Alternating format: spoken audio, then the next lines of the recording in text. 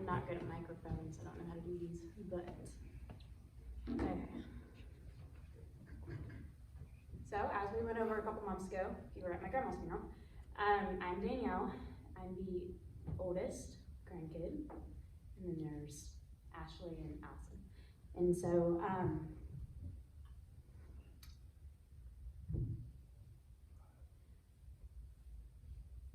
when I think about my grandpa, I don't think about how he was in the last years of his life. I think of how I saw him throughout my childhood and into my early adulthood. I think of not only who he was as a person, but how he made me feel as my own person. Although he was never overtly obvious with the life lessons that he taught me, he left a bigger impact on me than he probably even realized. Unlike Grandma, who passed away suddenly, I was lucky enough to talk to Grandpa before he passed. I was able to tell him that I cannot think of one bad memory of him. Not one. I've had no bad experiences with him my entire life. His response in typical Grandpa fashion was, well, we still have time to change that. Now I'm going to take a moment here to let you think about that. Do you know of anyone that you can say the same of? Anyone that you've known your entire life, and you can't think of one bad experience with them? How honored am I and blessed to be able to call such a loving man my grandpa.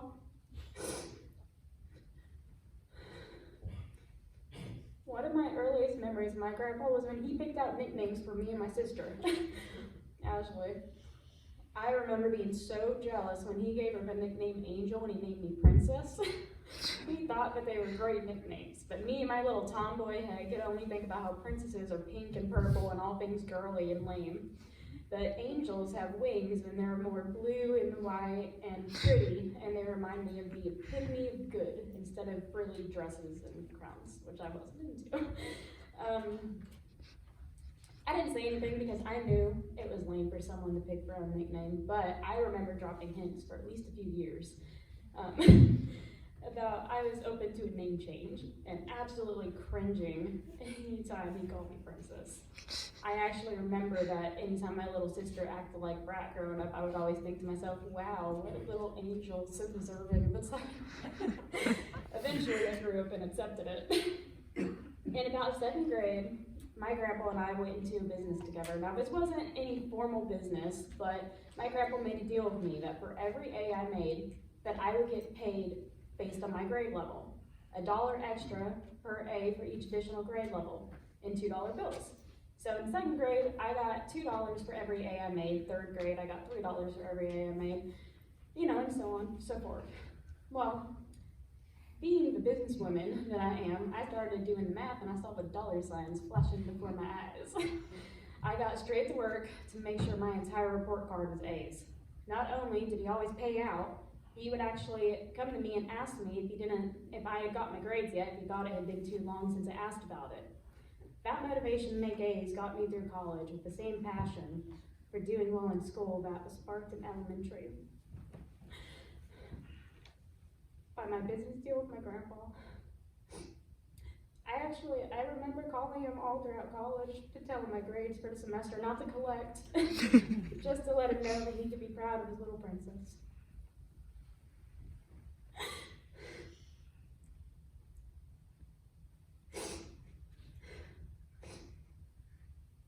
He never made me feel like I was worth any less than any of the other family members because of my age. From a young age, I really always thought my opinion really was taken into consideration. And now that I'm older, and I watch how other families treat their kids as less important than the adults in the family, I really have a special appreciation for the kind of respect that my grandpa gave me from a young age. It has taught me to treat everyone at every age with respect. They are just as important as me in God's eyes, and they're just at a different point in their journey in life. A few years ago, my husband asked me for $2,000, no questions asked. I didn't have money on hand, but I did have those $2 bills that I had saved up from Grandpa. throughout my school career. And I gave them to my husband. I had a suspicion on some reason. A few weeks later, he surprised me with the earrings I'm wearing today. These earrings remind me not only of a gift from my husband, but of all the love and confidence that my grandpa always had in me, and the push he gave me to be the best version of myself. I view them as equal parts a gift from my husband and from my grandpa, and they are one of my most prized possessions.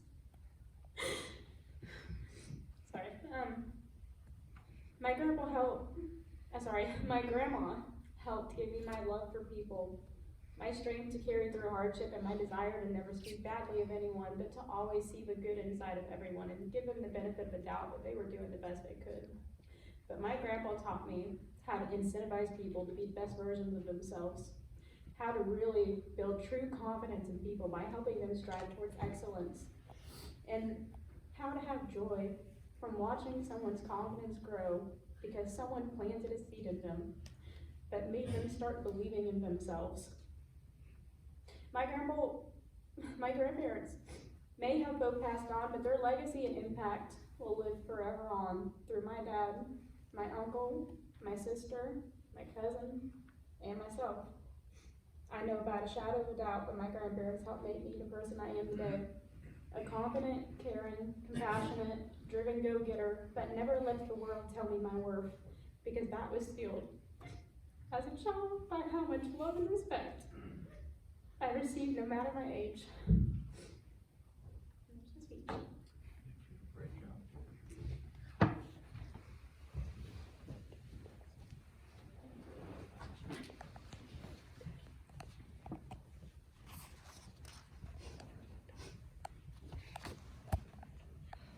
So yeah, just a moment, we'll open the casket for those to come by. Like I say, if we just ask you to just visit with the family before you go your separate ways, we would appreciate it. Thank you all for coming.